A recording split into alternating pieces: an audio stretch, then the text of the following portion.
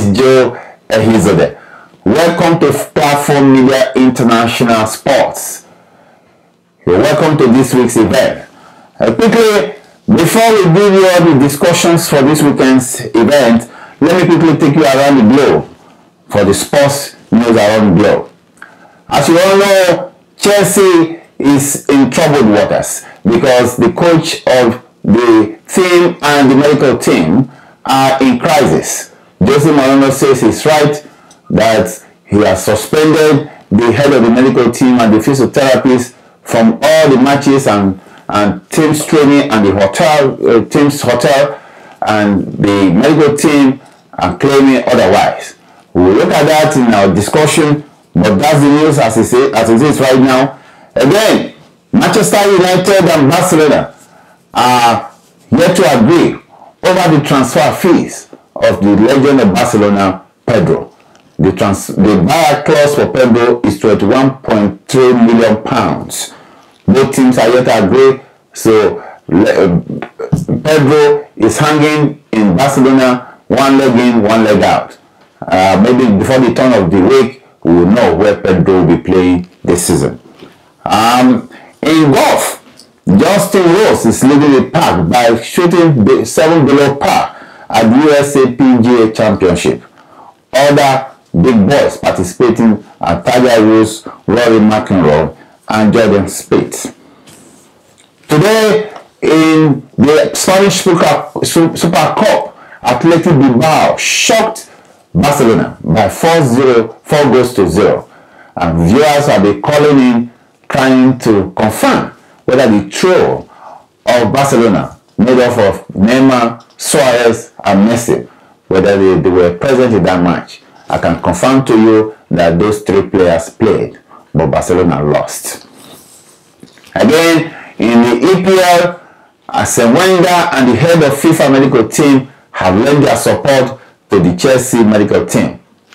According to reports, Wenger says the medical team are supposed to care for players, and it's not the prerogative of the coach to say when the medical team is supposed to go to the field of play to rescue a player or not. According to Wenger, he says as long as the referee has signaled that the medical team should go into the field of play, the medical team should go to the field of play and rescue the players. But again, Jose Mourinho thinks otherwise. But you can bet that Jose Mourinho is going to react to this before the end of the week. And as you know, as long as Arsene Wenger is there, Jose Mourinho will have something to say. The UFC legend Anderson Silva has been banned for 1 year and fined $280,000 by the UFC body for testing positive to banned substances. But Anderson Silva is claiming otherwise, that he took those banned substances or medication to enhance his sexual drive or libido. Again, he's as hard as he is. He had the softer side to enhance his libido in the bedroom. That's all we have for you for news around the globe. Stand aside. My guest will be here, our opponent, for us to look at the English Premier League features and other things. Thank you very much.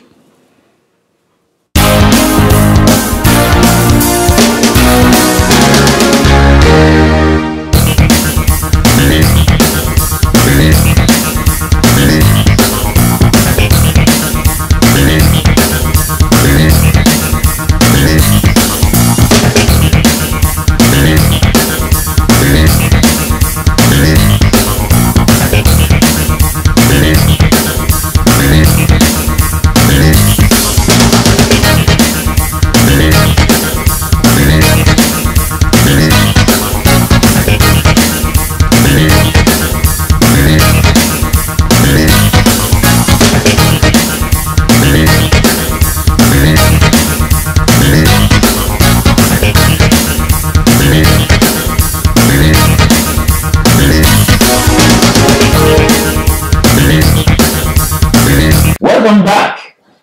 Like I told you a while ago, I'll be having in the studio my very good friend, Opone Emabo. Opone, how are you doing? I'm doing good. Let's quickly, before we go into the nitty-gritty of the whole events of last weekend, let's quickly give a rundown of the results of last weekend. Stoke was at home to Liverpool. They lost by 0-1. Arsenal hosted West Ham. West Ham went to Emirates Stadium, beat Arsenal 2-0. West Brom United and Manchester City. Manchester City 3, West Brom 0.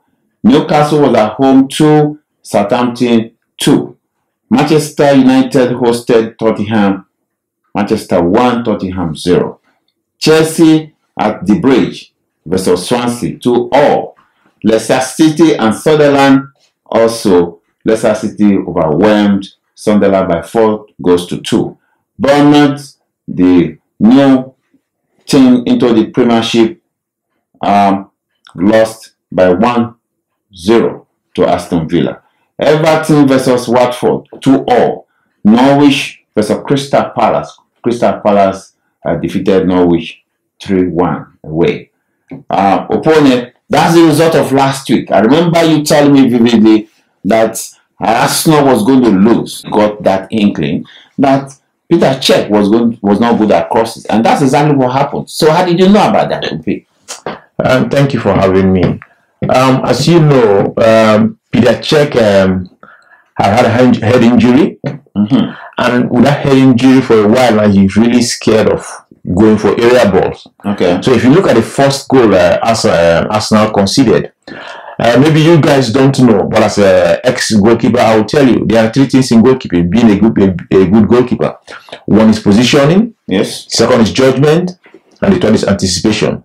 And the first goal was lack of poor judgment from Peter Cech. He mistimed the ball. So when he came out, he went behind the ball and the striker caught the ball in front of him. But having said that, I want people to realize that his defenders didn't help him because it was a free header. As an experienced goalkeeper, he's supposed to call his defenders to orders, but I didn't see that. He didn't do that. So why is he highly rated? We cannot say he didn't do that because we can't hear the communication between him and his defenders. But as we know, it was a poor judgment from him because he went behind the ball. That was one. We look at the second goal. Everybody is blaming Peter Cech. But I'm not putting 100% blame on Peter Cech on the second goal. Because when that ball came from the right side, okay, Coquelin tackle got the ball. Then when Chevrolet got the ball, he's not the defender, he was running with the ball. When he lost the ball, we had about 4 Arsenal players around the ball. Nobody made an attempt to stop the ball. That's amazing because the scorer of that goal had big space. Yeah, because nobody made an attempt to stop the ball. And if you watch carefully, Koscielny was in front of Peter Cech. As a goalkeeper, you have to see the ball before you make a move. He didn't know that when he stepped to his left, unfortunately, the guy struck the ball to the right. He died to his right, he couldn't stop the ball because the ball was faster than him. OP, what do you think happened to Arsenal? Because people already handed the league over to them before the season started. And that was a shock. Isn't it a shock to you? It's a shock. But I told you last week that they're going to lose. The Premier League is the most exciting league. Okay. You can see what is coming. You know what is coming. You don't know what you're going to get. I will take that line for you, OP. So, you see what is coming. You know what is coming, but you don't know what you're going to get. That's right. So, that's what happened to Arsenal. So, Arsenal will be a reference point for this season because they've been handed over to the league championship even before it started, but they lost by 2-0 to West Ham at home. So again, that's a reference point. We'll see how that would pan out at the end of the season because Arsenal, people used to say they don't start their season properly in a very good way. So let's look at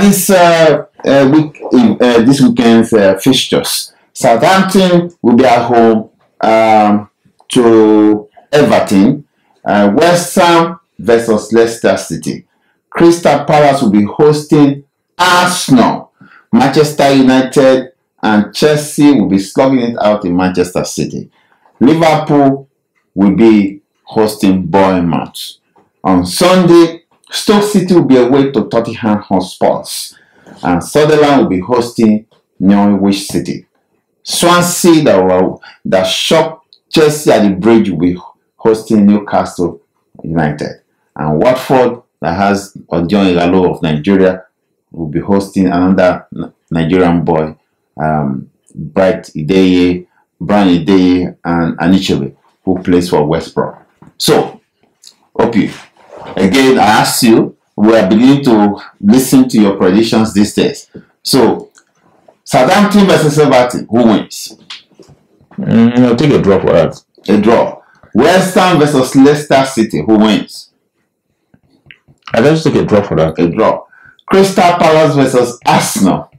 I'll fancy Crystal Palace. Oh my God. Arsenal will lose consecutively? That's what you are saying? Okay. Manchester City versus Chelsea. That's the one everybody's interested in. A draw won't be bad, but I think I'll pick City. Mourinho will lose again. Will lose. A draw won't be bad, but I think I'll pick City. You suspect City will win? Yeah. Okay. Liverpool versus Bournemouth. Liverpool. On Sunday, Tottenham Hotspur will be hosting Stoke City. Who wins? That's a tough one. It's a tough one, but Tottenham. Okay. Norwich will be away to Sunderland. Who wins? A draw. A draw.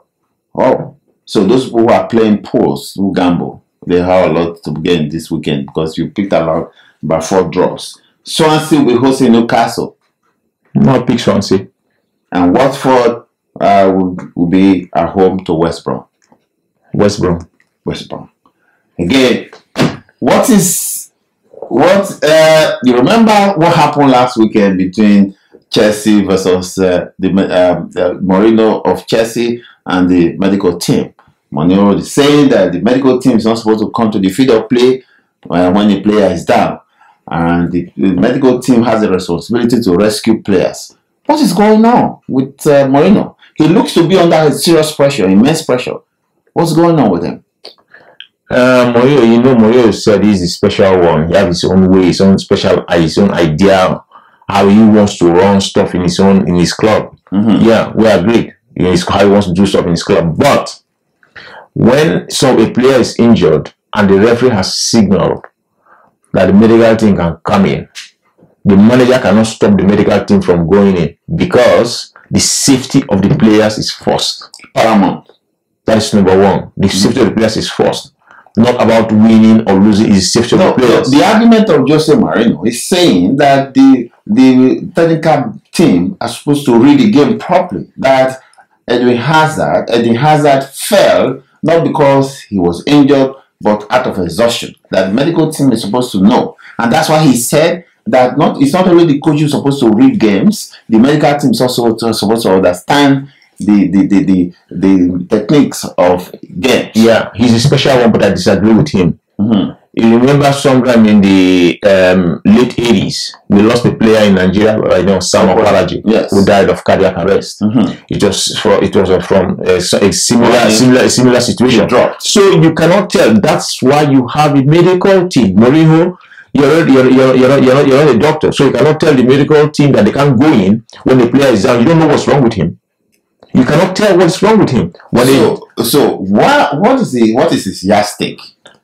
I think his yardstick is that a week before the beginning of the Premier League, he lost the Charity Shield. Yeah, now the Community Shield, yeah. The Charity Community Shield. That's the same they say in England. Okay. Now, this past week, he just played a 2-2 draw at home. And the point are pitying them because Swansea was swamming them massively. So there's so much pressure on him. That's why Mourinho doesn't go down easily. He has to pass that blame to somebody. He even clutches at straws instead of going down. Okay, so you are saying instead of going down, he will go down with others. No, Mourinho doesn't go down. But I see, I can read his body language. It's not the same Mourinho we used to know. He seems to be under immense pressure. My body language tells me that Mourinho is in trouble because Abramovich does not joke with the corporate image of Chelsea. So if Chelsea is going down through the drains with all this noise, all this problem around Chelsea, I see a situation where Abramovich will wear the basic. Do you see something like that? But you remember last week, Chelsea came up with a new news that they've signed Mourinho to 2019. But Abramovich has all the money to hire and fire, so that does not make any difference. No, he will not do that much with Che. You talk about Mourinho, but he won't go that to that extent. But my instinct tells me that Mourinho is in trouble. I can see he may be one of the first victims of the Premiership.